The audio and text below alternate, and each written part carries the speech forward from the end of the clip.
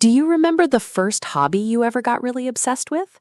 I mean, as a kid, the thing you couldn't stop doing, even when you were supposed to be sleeping? Oh, absolutely. I was completely obsessed with building model airplanes.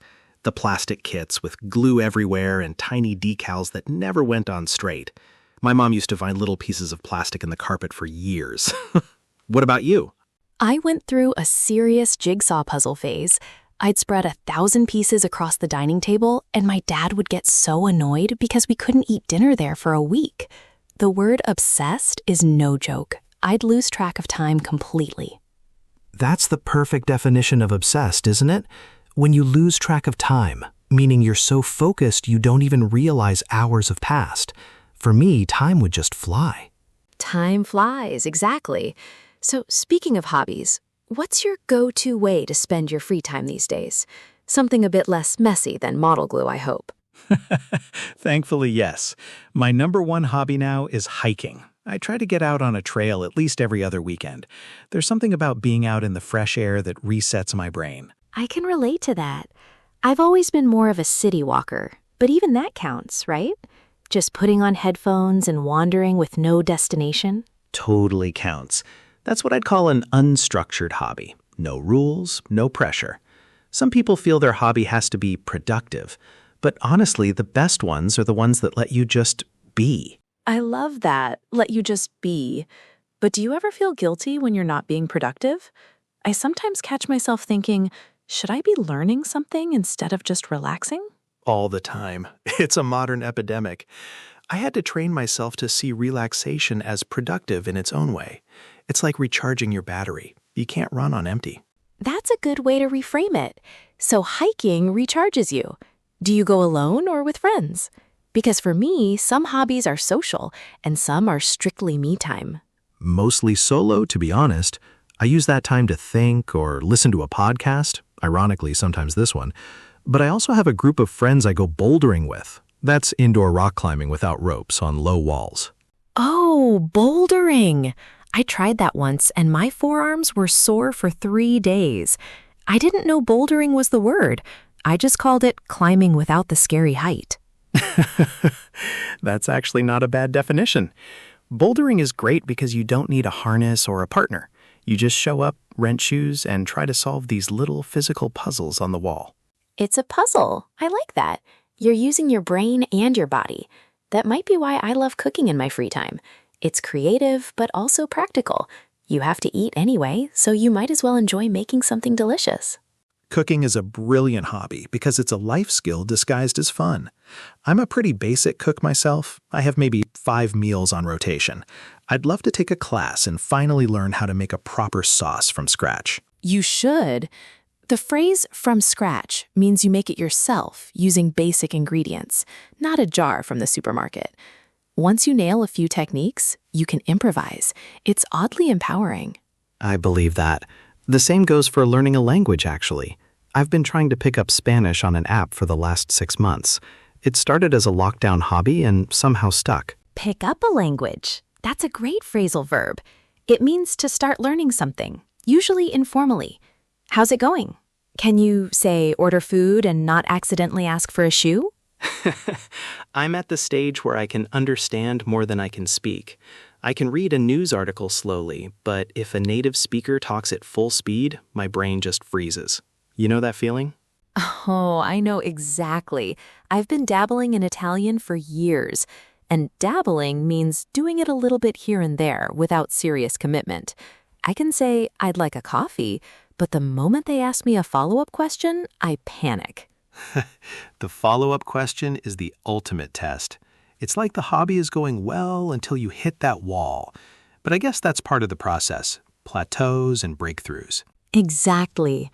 Speaking of plateaus, have you ever abandoned a hobby because you felt you weren't improving? I gave up on learning the guitar after 3 months. My fingers hurt and I couldn't switch chords smoothly. I gave up on the ukulele for the exact same reason. I thought, it's small, it has 4 strings, how hard can it be? Turns out, hard enough. But I think it's okay to quit a hobby if it genuinely doesn't bring you joy. Life's too short. That's a healthy attitude. Some people treat hobbies like a second job. I've got a friend who runs marathons, and he follows this intense training plan. That's more than a hobby, it's a lifestyle. There's a fine line, isn't there? At what point does a hobby become a side hustle? The moment you start monetizing it, the dynamic changes. I used to do a bit of photography, and people said, you should sell your prints.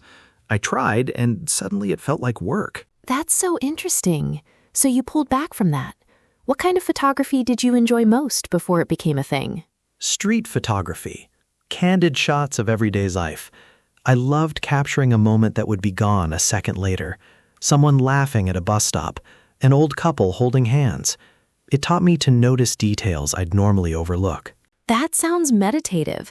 I have a similar thing with gardening, actually. I started with a couple of pots on my balcony, and now I'm growing tomatoes, basil, even strawberries. There's something magical about putting a seed in dirt and watching it become food. And you get the reward quite literally at the end. I've tried growing herbs, but I have what you'd call a black thumb, the opposite of a green thumb.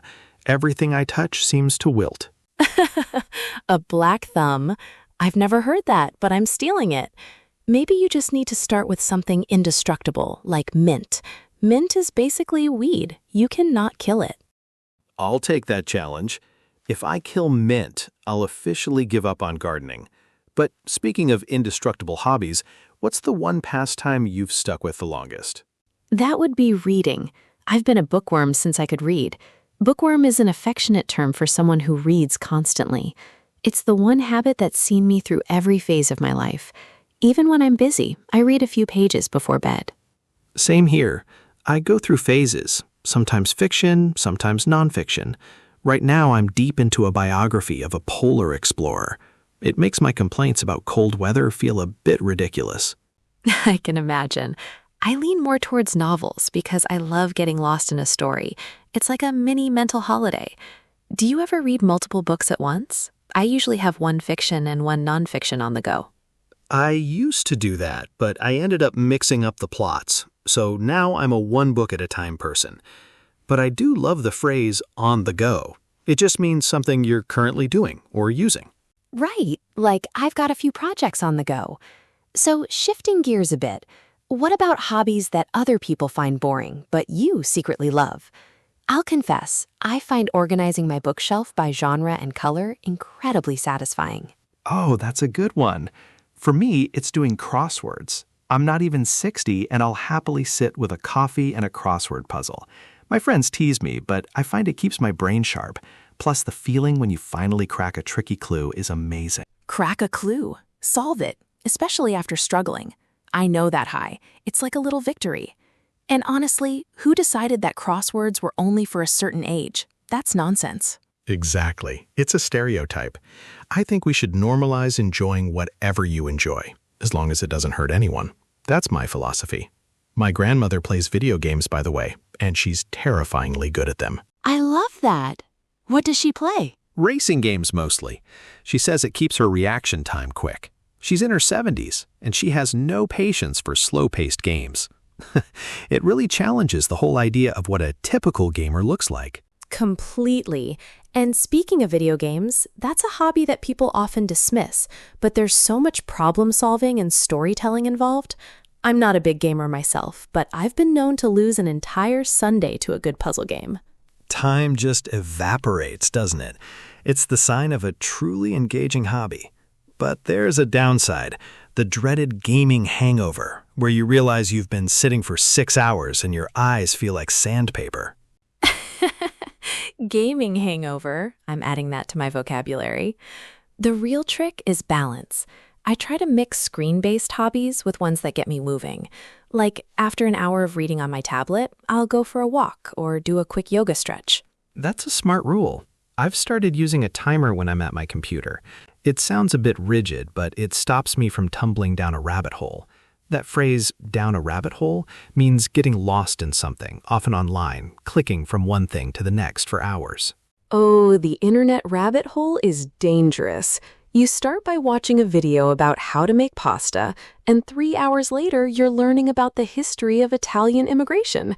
It's fascinating, but is it a hobby? I'm not sure. I'd call it curiosity surfing.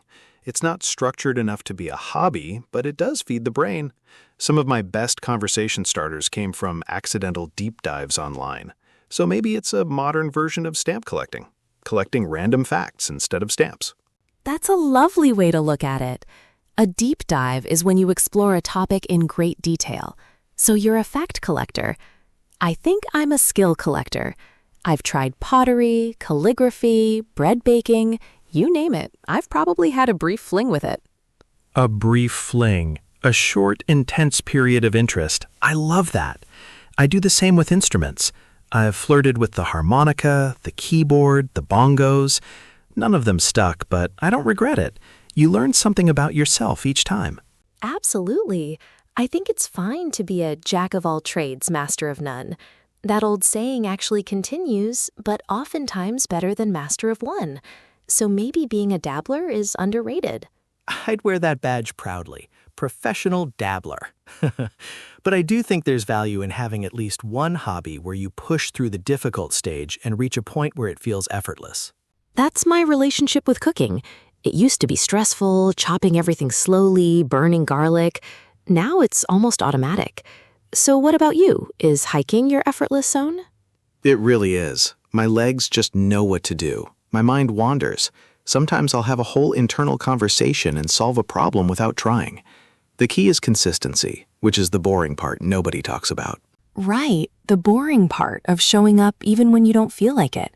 We're sold this idea that hobbies are pure fun all the time, but any worthwhile pursuit has those moments of resistance. Even reading.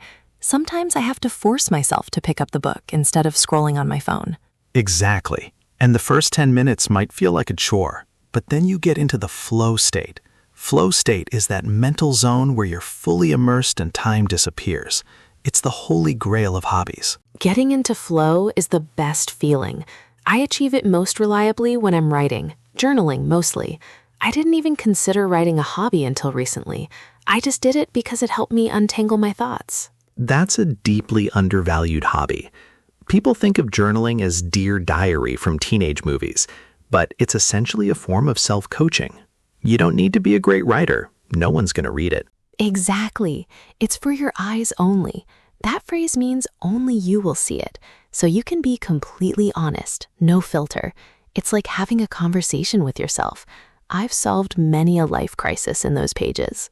I might need to give that a try. My current method is talking to myself on long walks, which probably looks odd to passersby. But hey, we're all just trying to find what works. Talking to yourself is just thinking out loud. Totally normal. You know what else is surprisingly therapeutic? Coloring books for adults. I bought one, ironically, and then found myself genuinely looking forward to it. It's a way to be creative without the pressure of being good at drawing. That's the beauty of it. The stakes are low.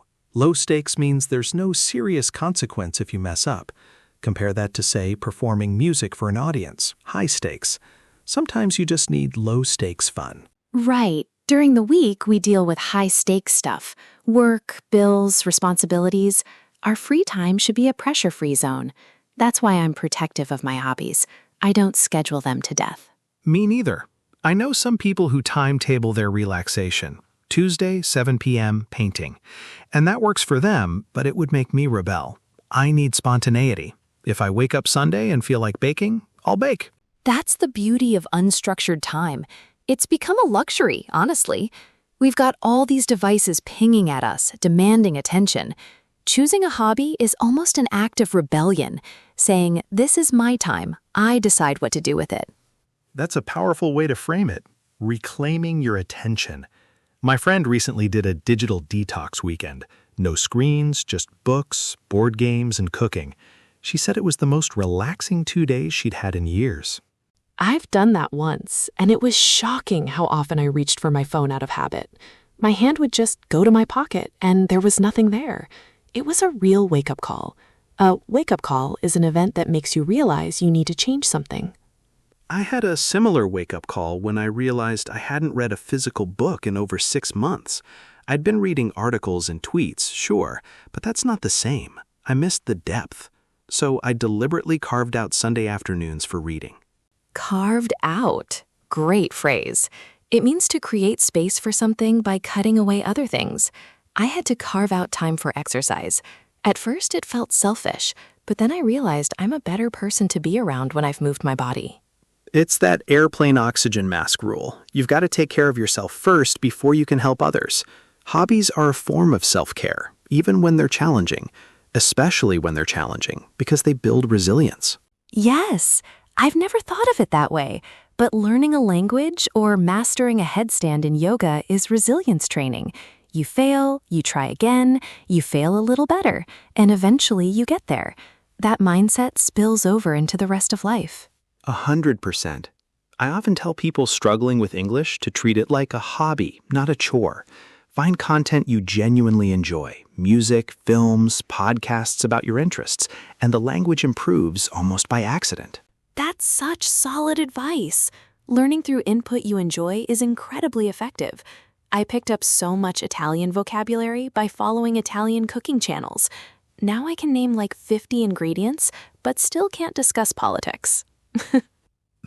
That's hilarious, but practical. You can feed yourself and impress a dinner guest. And that's the whole point. Tailor your hobbies to what makes you happy, not what looks good on a CV. Exactly. Speaking of tailoring, have you ever had a hobby that directly influenced your career, even in a small way? Photography taught me a lot about composition and framing, which helps when I give presentations with slides. I think about visual balance now, whereas before I'd just slap some text on a screen and call it a day. It's a subtle but real benefit. I love that cross-pollination. Cross-pollination is when ideas or skills from one area influence another. My love of storytelling from reading helps me structure my work emails. You need a beginning, middle, and end, even in a business update. That's a pro tip right there. So many people think hobbies are just for filling time, but they can make you more interesting, more skilled, and even better at your job in unexpected ways. I think that's the hidden value. Absolutely. And on the flip side, a hobby can save you when work is draining. It reminds you that you're a whole person, not just a job title. When I have a rough day, nothing resets me like an hour in the kitchen chopping vegetables. It's like hitting the reset button. You step away from the role of employee and into the role of chef or hiker or guitar player, even if you're not great at it. The shift in identity is incredibly refreshing. Refreshing is the perfect word. So Jake, if someone listening feels like they don't have a hobby, they've just never found their thing, what would you tell them? I'd say start by following your curiosity, not your ambition. What do you find yourself Googling at midnight? Start there. And don't put pressure on yourself to be good at it. Give yourself permission to be a beginner. It's one of the most liberating things you can do. Permission to be a beginner. I might need that on a t-shirt. Truly, that's the key. We're so afraid of looking silly that we never start. But every expert was once a beginner. Even the greatest chefs once didn't know how to boil an egg. Exactly. So what's a hobby you'd love to try but haven't dared to yet? I'll go first. I've always wanted to learn the drums, but I live in an apartment and my neighbors might revolt. There are electronic drum kits with headphones. You have no excuse. For me, it's improv theater. The idea of making things up on stage terrifies me, but I'm also incredibly drawn to it. I think it would force me to get out of my head. Oh, that's a good one. The phrase get out of your head means to stop overthinking and just act. Improv is like the ultimate practice in that. Maybe we should both sign up for something that scares us a little this year. A hobby with a side of courage. I love that. A hobby with a side of courage. You know, I think the best hobbies sit right in that zone. Familiar enough to be comforting, but with just enough challenge to keep you growing. Too comfortable and you get bored. Too hard and you quit. That's the sweet spot. Psychologists call it the zone of proximal development, the space between what you can do already and what you can do with a bit of stretch. It's where all the magic happens. Magic and hopefully joy. I think that's the thread running through everything we've talked about today. Hobbies aren't just things we do. They're small acts of self-expression. They tell us and the world something about who we are. Beautifully said. And they don't need to be impressive. They just need to be yours. So here's a challenge for everyone listening. This week, carve out just half an hour for something you genuinely enjoy. No guilt allowed. No guilt allowed. That's the motto. It could be dusting off an old sketchbook, going for a bike ride, or just sitting and doing a crossword like Jake. Whatever it is, treat it as an appointment with yourself that you absolutely cannot cancel. And if you don't know what to do, experiment. You can have a hobby tasting session. Try one new thing a month until something clicks. That phrase clicks means it suddenly feels right, like it fits you perfectly. Clicks is a great one to end on. I've had hobbies that clicked instantly and others that took years to appreciate. The important thing is to keep exploring. Life's too rich to spend all our free time scrolling passively. Couldn't agree more. So go on, reclaim your free time. Turn off the notifications, pick up that thing you've been meaning to try, and remember, you don't have to be good at it. You just have to enjoy it. That's the perfect note to close on. Jake, thank you for such a thoughtful, fun conversation. I'm leaving with about 5 new hobby ideas and a strong craving to go plant some mint. The Mint Challenge is on. Thanks for having me, Emma. And to everyone listening, thanks for spending some of your free time with us. Until next time, make that free time count.